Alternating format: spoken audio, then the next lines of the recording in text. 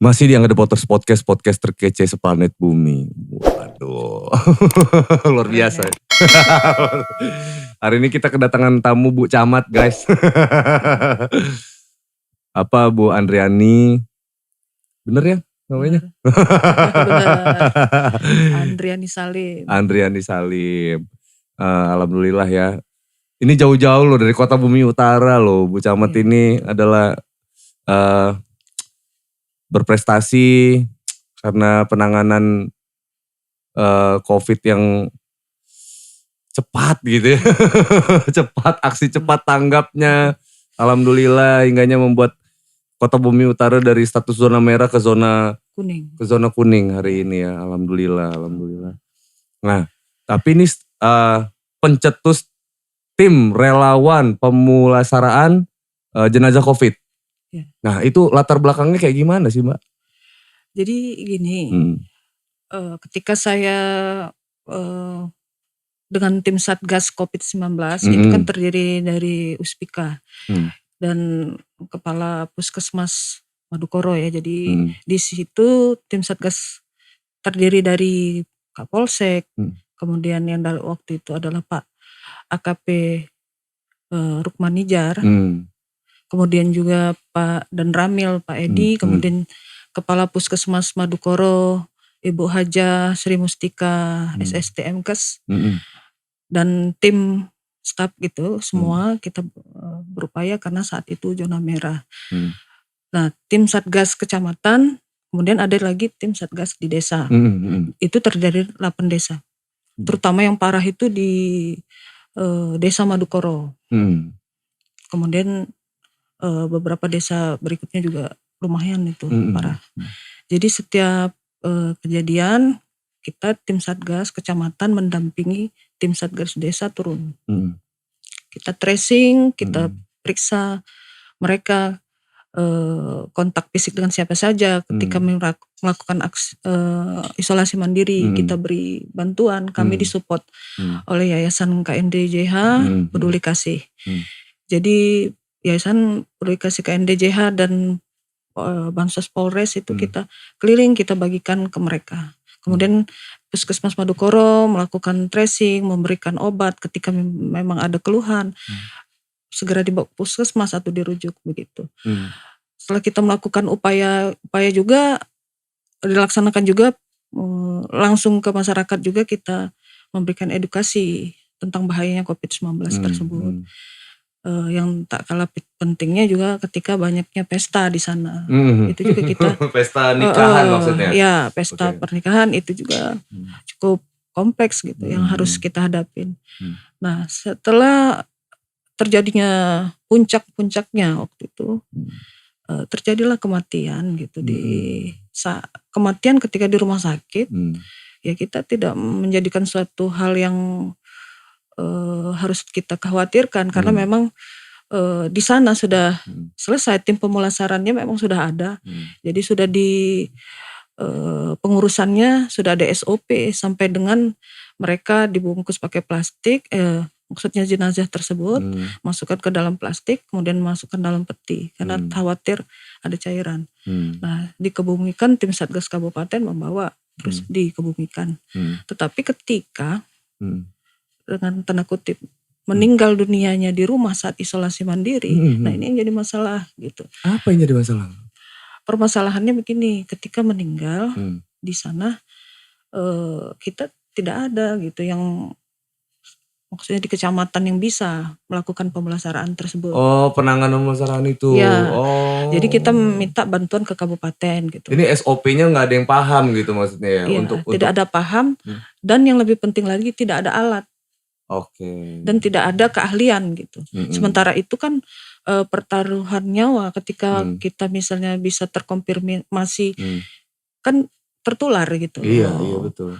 Kalau sementara tenaga nakes sendiri kurang di situ. Iya, kalau untuk di tim di Puskesmas Madukoro memang belum ada yang memiliki keahlian untuk pemulasaran tersebut. Jadi kita harus meminta bantuan ke tim Satgas Kabupaten dan pernah terjadi di desa Nongkojajar gitu, Kalicinta. Jenazah kita meninggal, kita menunggu sampai pagi sampai di Aduh, Lubuk Semut gitu loh. di Lubung Semut. Ya, akhirnya eh, karena belum datang ya kita menyadari karena tim Satgas Kabupaten kan jumlahnya terbatas ketika saat ledakan tersebut yang memerlukan pemulasaran juga di 23 kecamatan rentannya jauh dan tenaga terbatas ya otomatis kita menunggu gitu. Jadi setelah itu kita tim Satgas bagaimana nih kata Bu Tika, Pak Rukmanijar saat itu, kemudian juga Pak dan Ramil, kita bagaimana kalau kita membentuk tim pemulasaran. Nah, tim ini yang menjadi sesuatu hal yang spesial gitu, atau yang Ini jatuhnya tim berani mati ini Ya. jatuhnya. Tim berani ya mati ini berarti. benar. Bener dong. Jadi yang membuat saya terharu kepada relawan ini dari masyarakat. Iya. Jadi bukan tenaga ahli memang atau tenaga kesehatan yang memang ada di puskesmas, Betul. tetapi adalah masyarakat. Jadi saya mengajak masyarakat bagaimana mau nggak untuk menjadi tim pemulasaraan dan ini tidak ada iming-iming uang berapa tidak ada gitu.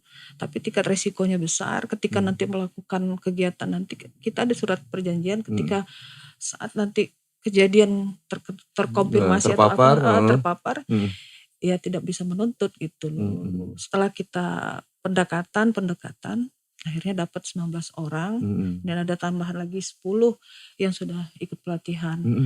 Jadi alhamdulillah saya sampai mengatakan saya akan berupaya supaya nanti ada difasilitasi untuk peralatan mereka, keselamatan mereka, dan saya juga insya Allah akan mencoba menggali untuk mereka mendapatkan insentif gitu.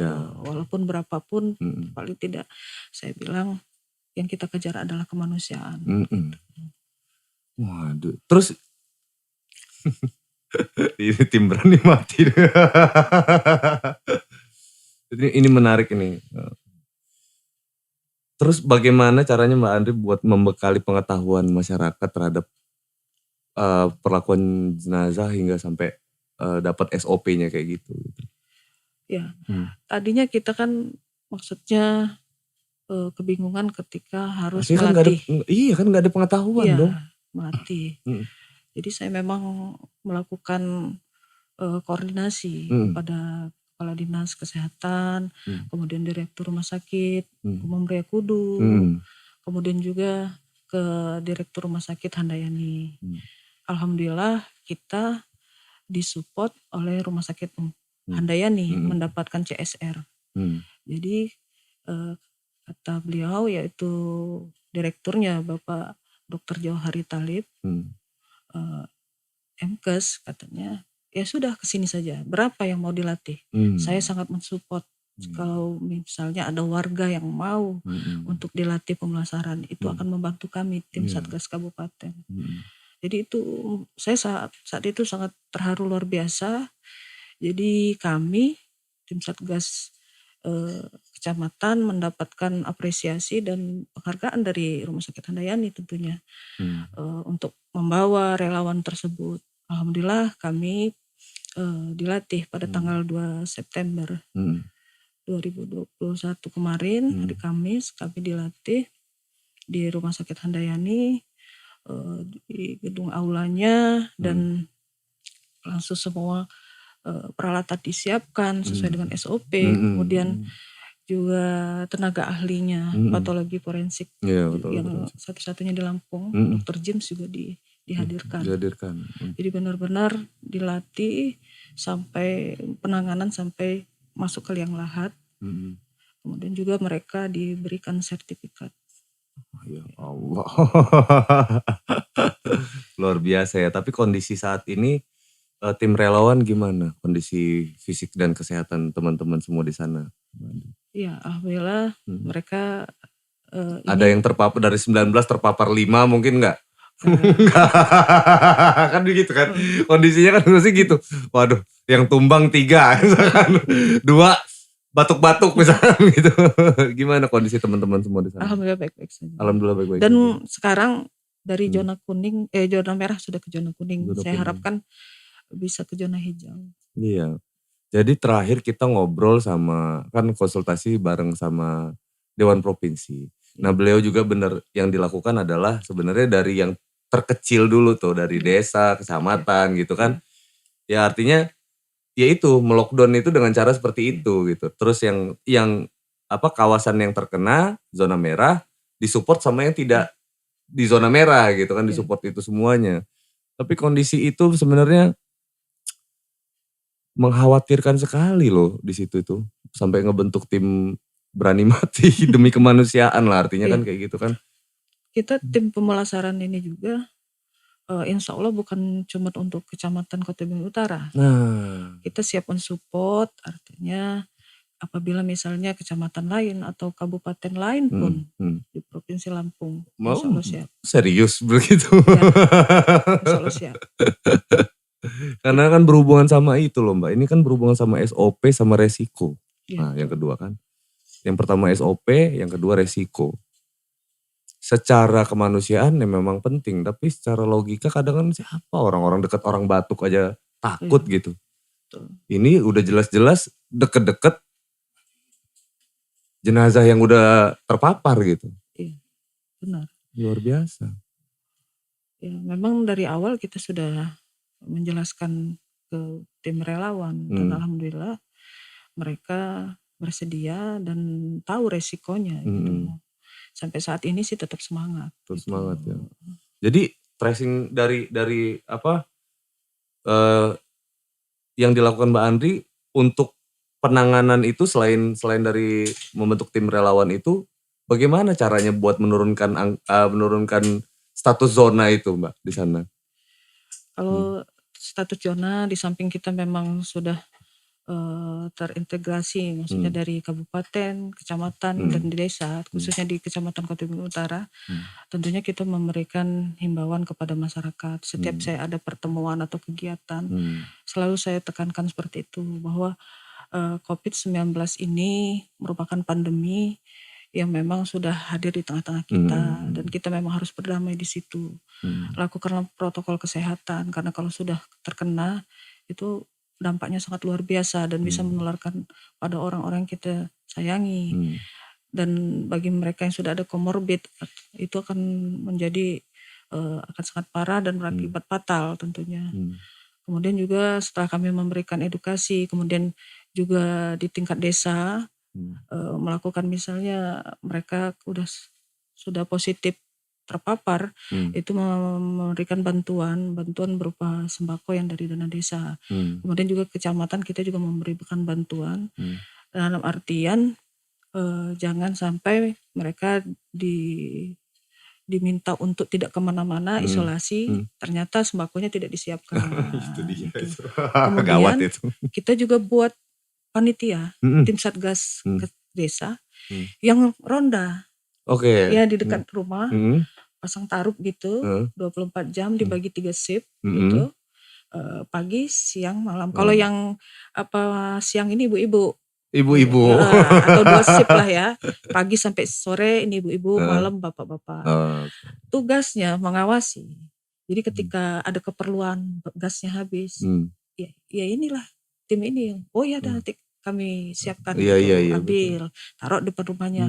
Saya perlu misalnya perlu beli makanan misalnya, telepon gitu. Jadi salah satunya itu cara kami. Kemudian misalnya memang harus berobat gitu, ada keluhan, akan didampingi tim yang ada di desa gitu, tim kesehatan misalnya bidan. Nah itu akan ditemani gitu sampai sembuh gitu. Jadi setelah itu kami juga meminta kepada warga melakukan vaksinasi. Nah ini yang sudah kita dibantu oleh pihak Polres Lampung Utara, kemudian juga dari pihak Kodim ya Lampung Utara yang memberikan vaksin. Nah seperti yang kita lihat sekarang setelah banyak masyarakat yang melakukan vaksin, nah grafik itu menurun. Itu salah satunya juga menurut saya manfaat dari vaksin. Kemudian juga kami kemarin mendatangi juga sekolah yang sudah mulai tatap muka gitu. Nah, ketika saya tanyakan kepada anak-anak, mereka gimana nih enak anak-anak enak daring apa enak di sekolah semua. Ini ada kita nonton berita viralnya Pak Gubernur waktu itu kan apa Iya. namanya menghimbau menteri waktu itu kan bagaimana nih soal persoalan Iya. sekolah tatap muka ini. Terus gimana kondisi realnya gimana di sana, Mbak? Alhamdulillah setelah kita mengambil sampel ya SD, SMP, SMA. Memang alhamdulillah yang kita datangi itu sudah siap prokesnya gitu. Iya, betul. Dan anak-anaknya juga kita tanya, mereka bilang ya enak sekolah. Nah kalau memang enak sekolah, coba patuhi prokes. Kalaupun nanti ada gejala, jangan masuk sekolah. Iya. Cepat-cepatlah berobat. Kalau misalnya memang terkonfirmasi ya sudah isolasi di rumah. Kasihan teman-temannya yang mau sekolah gitu. Biar kita berjalan ini. Kalau kita tidak terjadi lagi klaster sekolah, otomatis ditutup. Iya. Jadi teman-teman semua nih ya, ini Mbak Andri ini sebelum kita podcast itu, mungkin ada 30 menit itu telepon-teleponnya berdering ngurusin vaksin. Ngurusin warganya di Kota Bumi Utara. Sedangkan beliau lagi bicara sama saya di sini untuk ngobrol update soal kondisi di sana. Kenapa penting ini yang harus Angga sampein gini, karena ini menarik Mbak Andri. Jadi gak semua tempat itu bisa berjalan seperti ini gitu. Gak semua tempat, karena mungkin dari pemerintahnya atau stakeholdersnya sudah punya kecenderungan yang ke arah yang ke situ gitu ya, SOP-nya baik gitu. Cuman warganya kurang memahami gitu. Nah ini kayaknya dari cerita ini berimbang gitu. Berapa desa di sana Mbak? 8 desa. Bu Camat mendatangi 8 desa mengedukasi semua ibu-ibu, bapak-bapaknya semua, anak-anak sekolahnya. Luar biasa ya. Membentuk tim relawan yang benar-benar gitu ya. Terus ketersediaan vaksin sendiri gimana di sana? Karena Bandar Lampung aja masih susah. Alhamdulillah kita diberi support. Hari ini pun 330 vaksin hari ini. Untuk besok lagi hari Minggu 330, untuk Senin 330. Sebelumnya juga seperti itu. Oh, selalu bertahap ya ininya iya, ya. Harus habis setiap hari. Habis setiap hari ya. Makanya tadi masih ada tuh sisa 130. Saya lagi menghubungi kepala desa, share ke grup. Iya. Karena harus habis sore ini, kasihan dari pihak Polres jauh-jauh bawa itu. Utara bawa sampai malam kan. Bisa dihabiskan gitu. Teman-teman semua. Tapi kan ini berhubungan sama data masyarakat juga yang peduli lindungi itu kan, kalau nggak NIK-nya nomor induk, masalah KTP dan lain-lain itu kan itu jadi masalah juga tuh Mbak. Kita memang sudah kepala desa sudah mendata. Jadi memang secara bertahap, misalnya diambil per dusun 7 orang setiap harinya gitu. Nanti bertahap lagi diambil lagi gitu. Jadi memang sudah kita data semua. Sekalian juga mau mendata pilkades kan.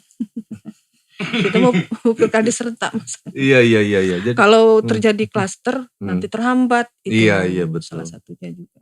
Enggak, maksudnya Mas Angga itu kan ada 2 pemahaman tentang vaksin nih yang terjadi di masyarakat sebenarnya gini. Kalau divaksin bisa bepergian. Yang kedua pemahamannya wajib divaksin untuk kesehatan, memang kan kayak gitu tuh. Betul. Nah kondisi kecenderungan masyarakat di sana gimana tuh Mbak? Yang selalu kita berikan masukan gitu ke mereka, ya bahwa vaksin itu saya bilang ibarat payung gitu. Jadi ketika kita divaksin, memang kita memiliki kekebalan di situ. Tapi ibarat payung masih bisa kena hujan. Iya, belum tentu.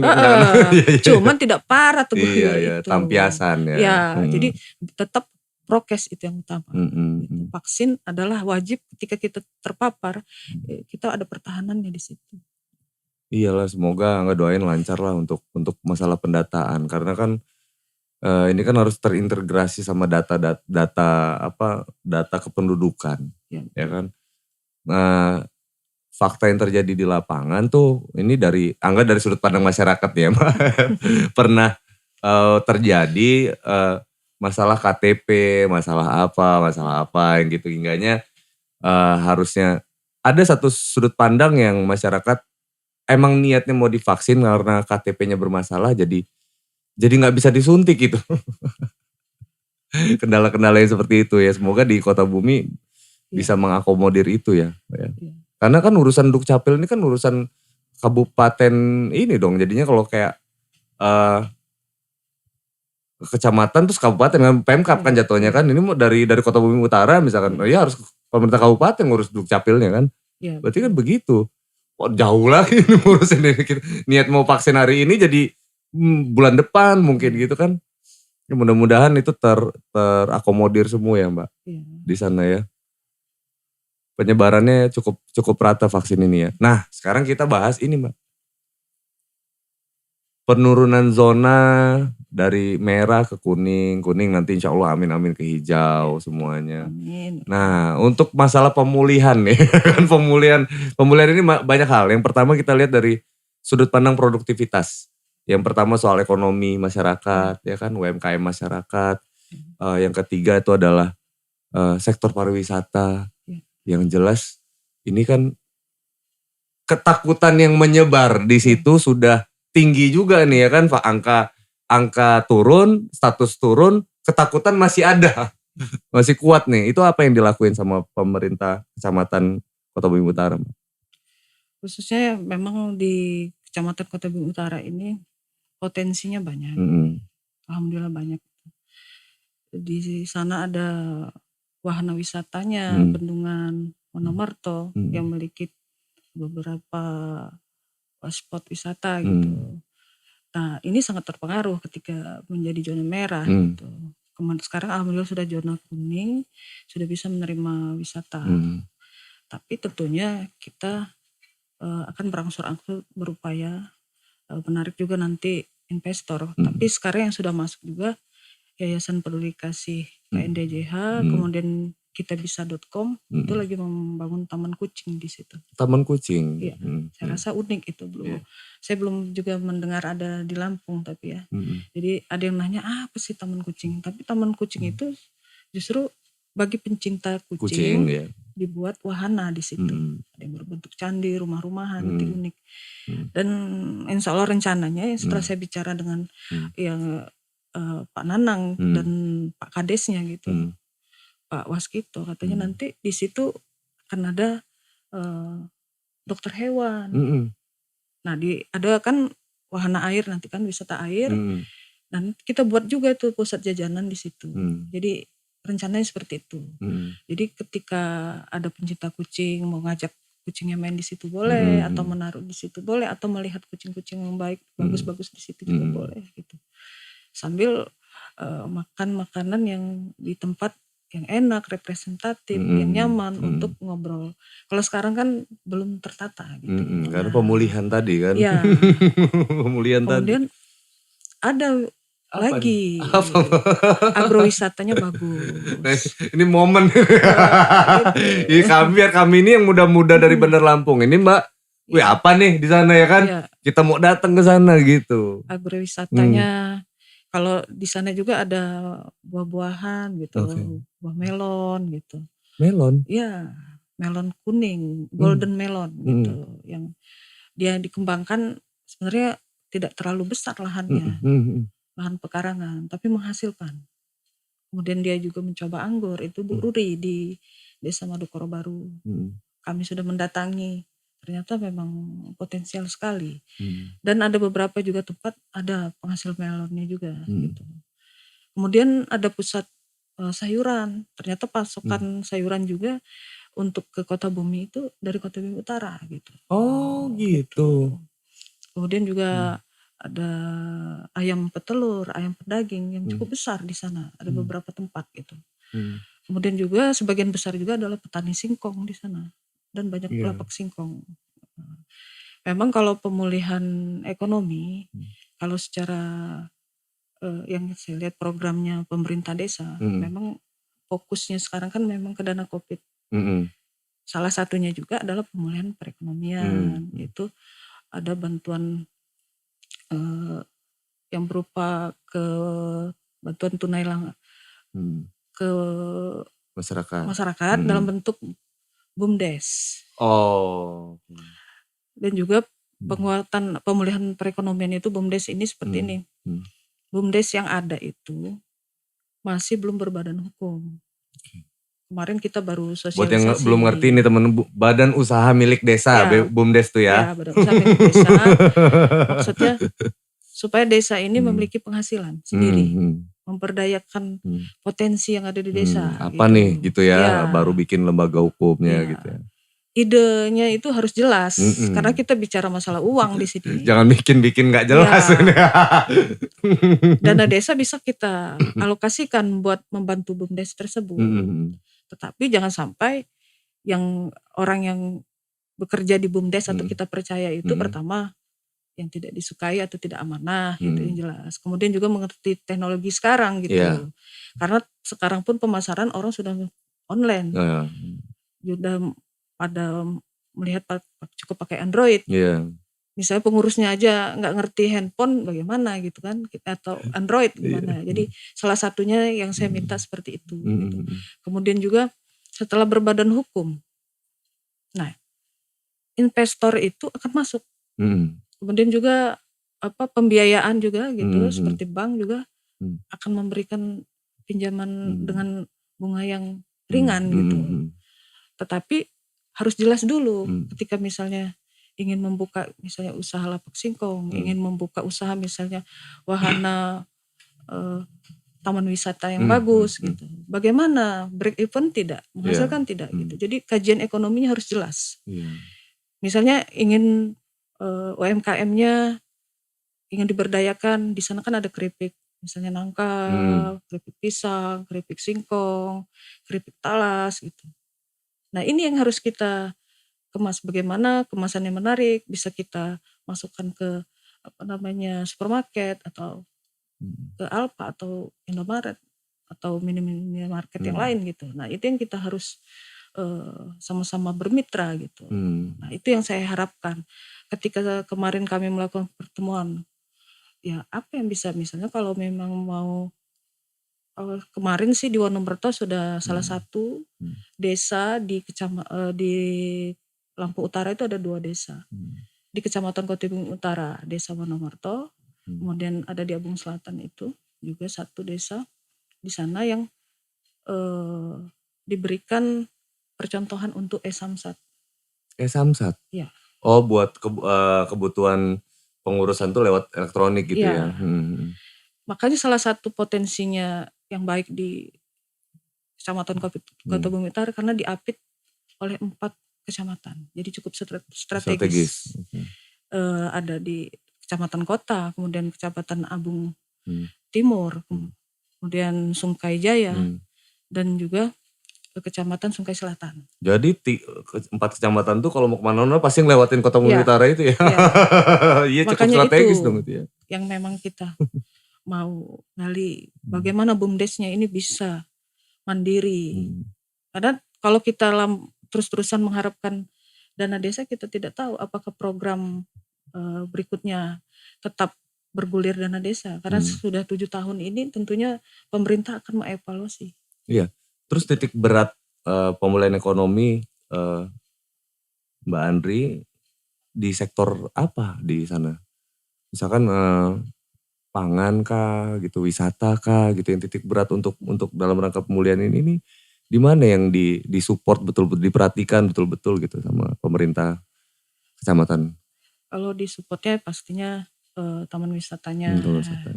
Kemudian juga kalau petani singkongnya kan memang sudah lahan-lahannya ya alhamdulillah kan memang tidak terpengaruh oleh Martin dalam hal COVID-19 ini tidak terpengaruh, tetap berproduksi gitu. Kemudian juga UMKM terutama juga harus dikembangkan ini. Karena bagaimanapun kita nanti setelah adanya COVID-19 ini sudah mulai berlalu gitu, sudah mulai grafiknya menurun. Kita akan mencoba mengadakan event gitu. Event yang di sana kan senimannya banyak tuh. Lumayan banyak, ada drummer cilik di sana umur 7 tahun. 7 tahun. Kahfi Manggis. Kahfi Manggis namanya. Kahfi. Magis. Iya. Kahfi Magis. Iya. Wah, ada drummer cilik. Iya. Cowok ya, Kahfi Magis ya. Nah, itu luar biasa. Jadi Saya sih rencananya kemarin, ya namanya kita lagi bercita-cita lah gitu ya, bahwa kalau misalnya sekarang nanti pandemi sudah mulai ke zona hijau gitu, kita mau buat event, impiannya juga ada ruang terbuka hijau yang ada di kantor kecamatan. Nanti di situ semua seniman berkumpul, yang bisa puisi, yang bisa nari, yang bisa nyanyi, yang bisa alat musik, manggung di situ. Jadi teman-teman nih, Bu Campet nih jeli sekali ya. Dia tahu kalau saya akan menanyai soal seniman musik di sana. Jadi sebelum ditanya beliau udah jawab duluan. Tapi ya inilah kelebihannya Bu Camat Kota Bumi Utara ini guys. Ya itu tadi gitu. Maksudnya seniman memang harus sangat-sangat diberdayakan, Mbak. Karena salah satu aset kan di sana. Artinya membantu mensupport pemerintah untuk mempromosikan, paling enggak itu. Dia membawa nama baik, membawa nama harum lah istilahnya. Bawa nama harum daerahnya sendiri. Karena nggak cuma sekedar karya dan kesenian, tapi budaya-budaya lokal yang memang dibawa kemana-mana gitu. Karena kita bicaranya udah pakai hati itu kalau seniman itu. Jadi nggak ada sebenarnya, nggak disupport pemerintah aja mereka jalan gitu, apalagi disupport, waduh luar biasa itu. Artinya bentuk supportnya bukan kita bicara uang ya, tapi bicara ruang. Nah, ruang ekspresi pemerintah kecamatan, ada event apa, kami seniman-seniman itu dilibatkan, seniman lokal dilibatkan gitu. Ada apapun dilibatkan. Jadi artinya oh ternyata kita bisa ya gitu, kita bisa ya. Ini harus jujur aja nih Mbak, ini ya, seniman itu saat ini, saat COVID ini luar biasa ininya gitu, terpukul sangat gitu. Terpukul sangat karena kita bicara, nggak cuman kita bicara ruang gerak pada saat kami ngamen, mungkin di mana-mana itu nggak ada tempatnya gitu kan. Yang kedua juga tingkat produktivitas kita jadi turun gitu. Terimbas sekali gitu, turun. Jadi bener-bener yang cinta sama seni akhirnya ya terus bertahan gitu walaupun apapun yang terjadi. Yang apa namanya, karena dia yang bertahan hidup di situ akhirnya susah ngambil pekerjaan di situ. Ya nggak harap sih ini juga titipannya karena nggak ini seniman. Jadi mohon Mbak diperhatikan juga seniman-seniman dilibatkan gitu kan, karena kita tidak bicara kadang tuh nggak bicara uang tapi perlu ruang, perlu dibantu untuk itu paling nggak. Yang di samping menghibur orang lain, senimannya kan menghibur dirinya sendiri. Iya, ada kepuasan tersendiri. Ada kepuasan tersendiri gitu di situ. Ya mudah-mudahan ini. Nah kalau seniman daerahnya sendiri, seniman lokal, etnik gitu, etnik di sana budaya apa di sana gimana kondisinya Mbak? Di sana memang heterogen ya, banyaknya adalah suku Jawa. Oh iya. Di sana. Lampung. Nah, ya kegiatan balai-balai seni juga mungkin lagi ini kali ya apa? Tidur ya, mati suri. Mati suri istilahnya kan. Stakeholdersnya semuanya berhubungan dan ini menarik banget, mudah-mudahan ini bisa jadi inspirasi. Nah nggak bilang gitu kan, menjadi inspirasi teman-teman kecamatan lain, daerah lain gitu. Ini geng datangnya jauh-jauh loh dari Kota Bumi Utara loh ini. Gila untuk memberikan informasi ini dan aku ngucapin terima kasih ya Mbak Andrea. Saya juga mau menyampaikan terima kasih banyak kepada tim relawan pemulasaran.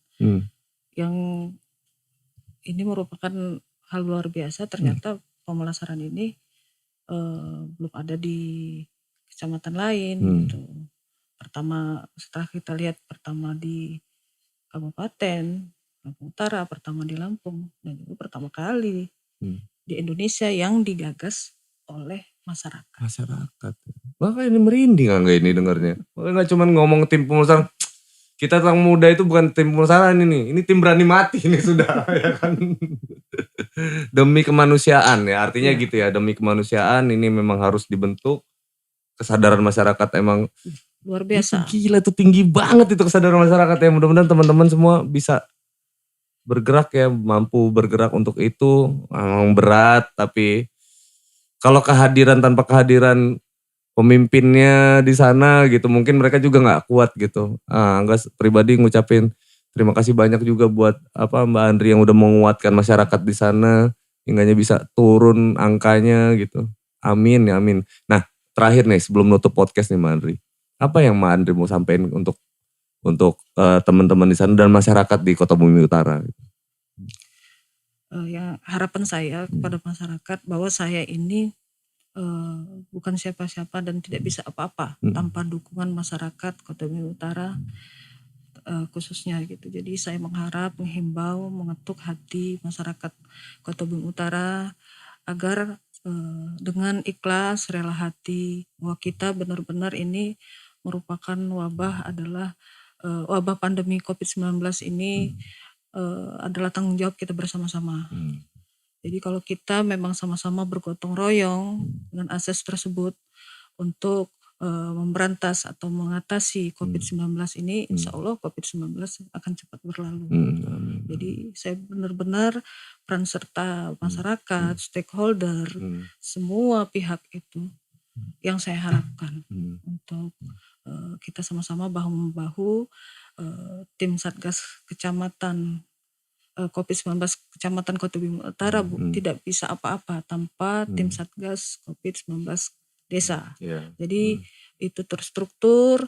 Saya mengharapkan dukungan dari semua kepala desa, 8 desa di sana, kemudian juga agar bisa dengan masyarakatnya mengetuk hati mereka untuk tulus ikhlas. Kita sama-sama harus berdamai dengan COVID-19, sama-sama bergotong royong supaya COVID-19 ini cepat berlalu dengan mematuhi prokes kesehatan, dengan melakukan vaksin, dengan melakukan edukasi dan kepada semua. Karena tidak menutup kemungkinan ada pendatang-pendatang yang pasti. Karena tadi kan letaknya udah strategis itu. Iya. Jadi strategis pasti kalau ada dong. pendatang datang, grup langsung gitu.